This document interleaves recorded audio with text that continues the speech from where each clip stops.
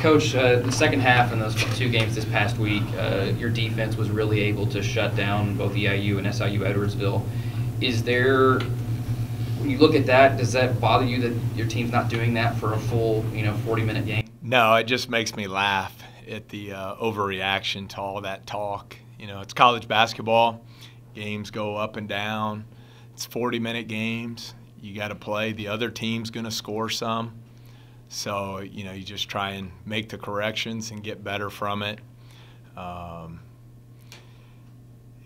I mean, obviously I'm thrilled with our performance the last 9 minutes defensively against EIU and then the second half against Edwardsville on Saturday. Want to keep building on it, but just keep reminding our guys, we want to be more consistent. But, yeah, they also got to remember we're not going to win every game by 60. To what do you credit those two huge runs? I know SIUE was pressure, EIU maybe a little bit different. Well, I thought in the SIUE game we got in foul trouble in the first half, and it had to change. It changed our plan of attack, and I don't think we handled that well. So there's some things we got to clean up there. Against EIU, I thought it was clearly going to the 4-guard lineup. I thought Coach Boonhauer had a good plan. He didn't play his center, who usually starts and plays a lot. They went to the 5 out, had 5 perimeter shooters on the floor, and made it difficult on us at times defensively to guard the 3-point arc. And they shot it extremely well too, so credit to them. But I think college basketball is just so much about how you respond to the different runs in the games. And so, we had to reevaluate some things after our loss at Jacksonville State, where we clearly got outplayed there. And defensively, if you look at our last 3 games by the numbers, we've been terrific. 39% from the floor, 33 from 3, which is a little higher than we've been all season. But our efficiency numbers are back where they were in November and December. So we just have to keep improving in those areas. But just coming back to how do you respond as a team, the other team's going to score some. They're going to make runs. And if I look at our last 3 games, we're down 5 against Tennessee Tech, down 7 against EIU, down 8 against Edwardsville. And the next 32 minutes combined in those 3 games, we scored 90 and the other 3 teams scored 24. So I think that's really a credit to our players and how they responded to those deficits of 5, 7, and 8 to go 90 to 24 in 32 minutes of basketball. I think is pretty impressive. You talk about that response. Do you feel like that directly stems from taking the tough loss at JSU, that this has been a mature? No, I just think, it's a long season. Hopefully you learn whether you win or lose. We really approach each game the same way as far as our post-game treatment of the game, whether we won by 5 or 30 or lost by 20. We approach it the same way, learn from the mistakes, try to make those corrections, see where we played well, continue to build on those strengths. How much has you think Cohort responded to being inserted in the starting lineup, especially the week that he had? I think he's just been very consistent. For most of conference play, I don't, whether you start or don't start, I don't think it has any impact on the game. So I'm just really pleased. I think you see his conditioning getting better. He's able to play in longer spurts. I think you've really seen not only his ability to score, but his passing here in recent games.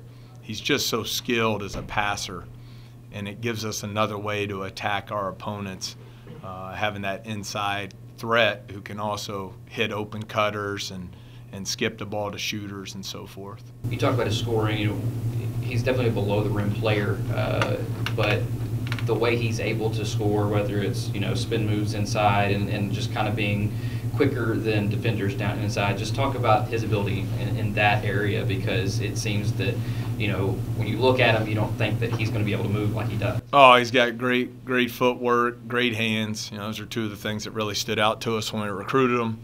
I think what's helped with his maturity as a player is just understanding angles and creating better post-up opportunities, doing your work before you catch the ball. I think he's getting the ball in better scoring areas now than earlier in the season, and just really doing a good job of reading the defense. And he's very crafty. He's got multiple ways he can score when you get the ball inside to him. Kohler was able to tell us last week that he really didn't shoot up to 6'8" until about his late junior, early senior year, that he played a lot of guard, and that's what helped him. Do you see a lot of guard-like play in a guy like Kohler? I've never seen him play guard. Oh, sorry. We didn't recruit him that early in the process. But, I mean, he's very skilled. I mean, we said it when we signed him, great passer, good vision, has a good understanding and feel for the game. And he's another unselfish player, so I think it fits well with what we're trying to do. You mentioned the reevaluations at the JSU game. I think one of the biggest was just Breon and the limited role he's had since then. Why did you maybe go away from him as much as you were before, and you think he's better coming off the bench like he is? Really doesn't have anything to do with Breon. It's more just, as you evaluate your team as you go forward and practice. I think Devin's been outstanding, been very productive, and credit to him, he's really delivered in his opportunities to play. I thought Breon did a lot of good things on Saturday. Had 5 rebounds, had a nice block shot, had an and one on a putback follow, another steal. Again, I just don't get caught up so much in who starts, and we just got to try and do what's best for the team and gives us the best opportunity, not only to win the next game, but hopefully to prepare us to be the best team we can be at the end of the season. Well, what were some of those big strides Devin made in practice to earn the role that he Just the energy, the sense of urgency he plays with. He's blessed as an elite athlete and taking advantage and using his athletic tools to impact the game in a variety of ways. I think you see him with the offensive rebound putbacks. He had multiple baskets the other night running the floor in transition, had an unbelievable block. It was just an extra effort play. I had 2 game-changing blocks in the game at Tennessee Tech where he really bailed us out of a couple tough situations. So, just trying to get more and more consistent, as we always talk about. It happens on different timelines for everybody. Some guys come in and from day one, like Ja, they're a starter and they play 35 minutes a game the whole way. Some guys, like a Wayne Langston several years ago, it went until his senior year where he had an impact. So it's just, you got to stay committed to the process and just keep working and learning and getting better. What do you see at Austin Peay looking at film? Oh, really good team. Coach Figure's done a great job. They're tough, physical, really guard you. The thing that they have this year that's been really good for them is they have great balance. Obviously, they have the great inside attack with Taylor, McGee, Porter Bunton's versatility, but then they're leading the league in three-point shooting, about 41%. So they have good inside-outside balance. Terrific team. What strides have you seen Taylor make from last year to this year? Well, he's just his versatility, and he had that last year, but just continuing. He's hitting very difficult threes. He's got catch and face game, 17 feet. He can take you off the dribble one-on-one. He's great at getting angles in the post and scoring. He can wheel and deal, score over either shoulder in the post. It really doesn't appear to be, at least from the films I've seen, much weakness to his game at all. With the defense, the way it's played those last 2 games, is it going to take an effort like that? Like you said, Austin Peay's more of a balanced team. They can shoot the threes. They can go inside. How much pressure is that going to put on your defense? I think you have to play well defensively to win in any college game. So I think it's going to be important. We can't allow Taylor to go for 50 points, which he's more than capable of doing. You have to do a good job defending the 3, which, against Eastern Illinois on Thursday, we struggled to do for the first 30 minutes of the game. They really spread us out and shot it well. So, I think it's important. You have to be able to defend. They're an outstanding offensive rebounding team. Can you limit them to 1 shot? I think it'll definitely take a balanced effort from us in all phases of the game. Well, we've talked a lot about Ja's offensive ability, but his progression as a defender over this season, he's now snuck up and taken the lead on the team in steals. So how big has his progression defensively been for your team this year? Well, I think it's been important. I thought he did a really good job when we switched him on to Wallace Thursday night against EIU.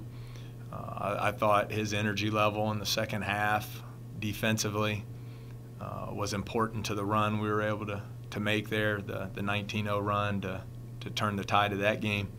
He's got great basketball instincts, and it's not just at the offensive floor, as you mentioned. And with his length and athleticism, he's able to impact the game at that end of the floor for sure. This team in your last 2 games against the top teams in the OVC, Belmont and Jacksonville State, you guys have struggled. Is there any concern heading into this one?